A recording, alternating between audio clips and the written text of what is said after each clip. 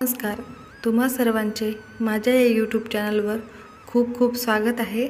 तुमचा आजचा दिवस आणि तुमचे प्रत्येक दिवस खूप सुखासमाधानाचे आणि आनंदाचे जावो हीच देवासमोर प्रार्थना करते आणि नवीन एका व्हिडिओला सुरुवात करते. आज आहे अंगारकी संकष्टी चतुर्थी. प्रत्येक महिन्यात चतुर्थी ही येत असते आणि प्रत्येक चतुर्थीचे महत्त्व हे वेगवेगळे आहे आणि हा दिवस गणपती बाप्पांना समर्पित आहे. या दिवशी व्रत आणि उपवास करून श्री गणेशाची पूजा केल्याने तुमच्या सर्व मनोवांछित इच्छा पूर्ण होतात. घरात सुख समृद्धी येते, तसेच तुमच्या आयुष्यातील सर्व अडचणी दूर होतात. त्याचबरोबर या दिवशी घरातील स्त्रियांनी हे व्रत केले तर त्यांच्या मुलांच्या आयुष्यातील सर्व अडथळे दूर होतात, सर्व संकटे दूर होतात आणि दीर्घ आयुष्य मिळते. मुलांच्या उज्ज्वल भविष्यासाठी गणपती बाप्पांना प्रसन्न करणे खूप महत्त्वाचे आहे, कारण विद्येचे देवता हे गणपती बाप्पा आहेत. कारण गणपती बाप्पांना विघ्नहर्ता देखील म्हटले जाते. मुलांच्या आयुष्यातील सर्व विघ्ने दूर पळतात आणि गणपती बाप्पांची कृपा कायम त्यांच्यावर राहते. हा गणपती बाप्पांना समर्पित असल्यामुळे त्याच दिवशी चतुर्थी आल्यामुळे या चतुर्थीचे महत्त्व आणखीनच वाढले आहे. या दिवशी गणेश तत्व हे पृथ्वीवर नेहमीपेक्षा जास्त सक्रिय असते.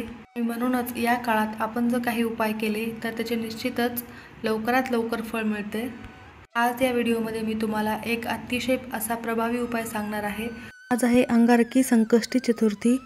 उपवास नाही केला तरीही चालेल, पण संध्याकाळी इथे जाळा एक तमालपत्र.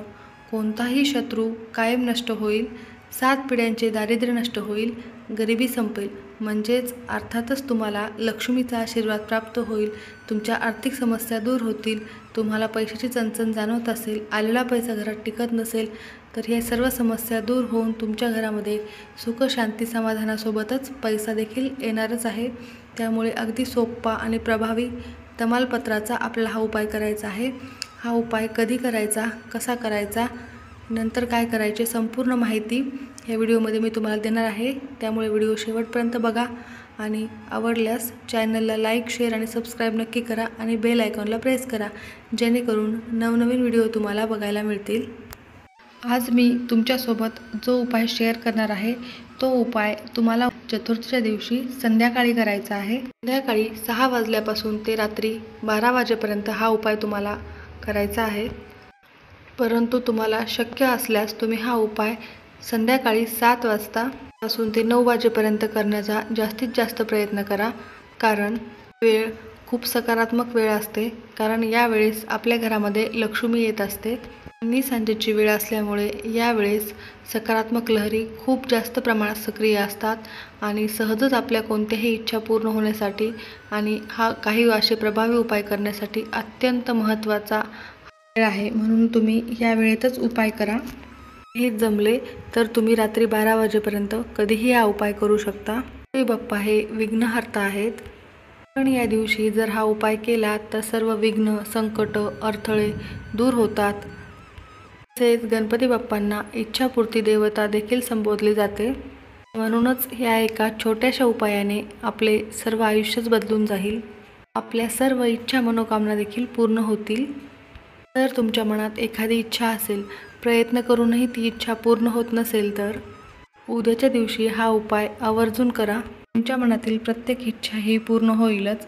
मग तुमची इच्छा नोकरी प्राप्तीविषयी असो किंवा आर्थिक समस्या असतील त्या दूर होण्यासाठी असो किंवा कर्जमुक्तीसाठी असो किंवा अजून कुठलीही मुलांना अभ्यास प्रगती होण्यासाठी व शत्रूंचा नाश होण्यासाठी देखील किंवा इतर कोणतीही तुमची चांगली इच्छा पूर्ण होण्याबद्दल असेल तर ती इच्छा पूर्ण होण्यासाठी तुम्ही हा उपाय करायचा आहे. त्याचबरोबर तुम्हाला सतत पैशाच्या अडचणी येत असतील, आलेला पैसा टिकत नसेल, तुमच्या घरामध्ये सतत वादविवाद, भांडण असतील, तुमच्या मुलांची प्रगती होत नसेल, तुम्हाला कोणत्याच कामात यश मिळत नसेल, घरातील कोणत्याही सदस्यांची एकमेकांबरोबर वादविवाद जास्त प्रमाणात होत असतील, यासारख्या सर्व समस्या या उपायाने दूर होतात.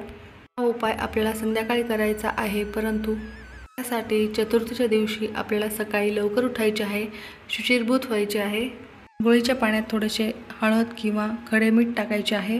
यामुळे तुमच्या शरीराची शुद्धता होते आणि पवित्रतेने हा उपाय अगदी सात्विकतेने तुम्ही करू शकता.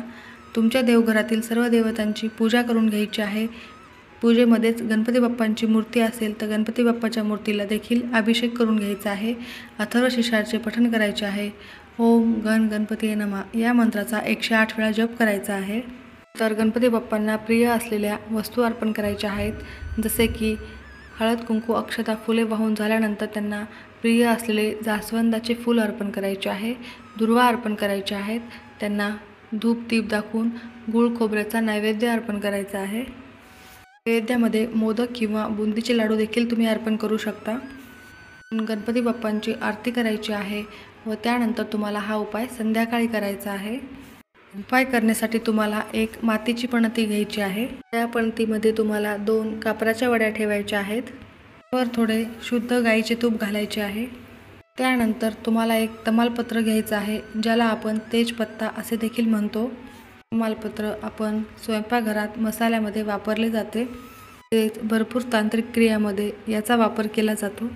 इच्छापूर्तीसाठी धनप्राप्तीसाठी सुद्धा याचा वापर केला जातो। आपल्याला चांगले तमालपत्र घ्यायचे आहे, कुठेही तुटलेले फाटलेले किंवा किडलेले नसावे। त्यानंतर एका वाटीत थोडंसं कुंकू घ्यायचं आहे व त्यामध्ये थोडंसं पाणी टाकायचं आहे। काडी घ्यायची आहे। काडी तुम्हाला तमालपत्राचीच घ्यायची आहे। त्या काडीने तुम्हाला त्या तमालपत्रावर तुमची इच्छा लिहायची आहे।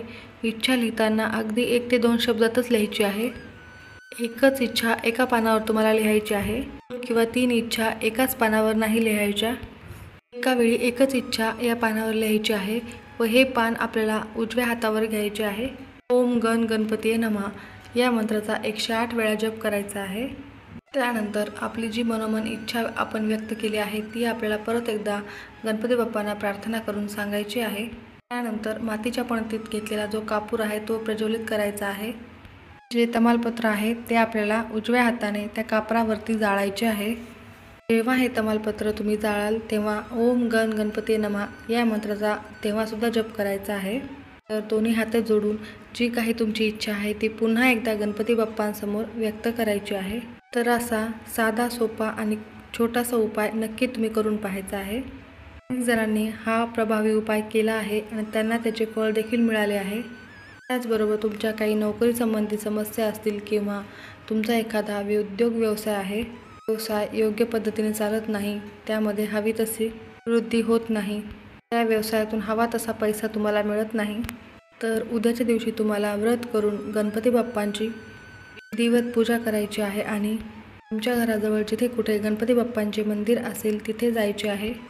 तिथे जाऊन तुम्हाला एक मूठभर हिरवे मूग अर्पण करायचे आहेत आणि श्री गणपती बाप्पांना तुमचा उद्योग व्यवसाय व्यवस्थित चालावा, पैशाची आवक वाढावी यासाठी मनोभावे प्रार्थना करायची आहे।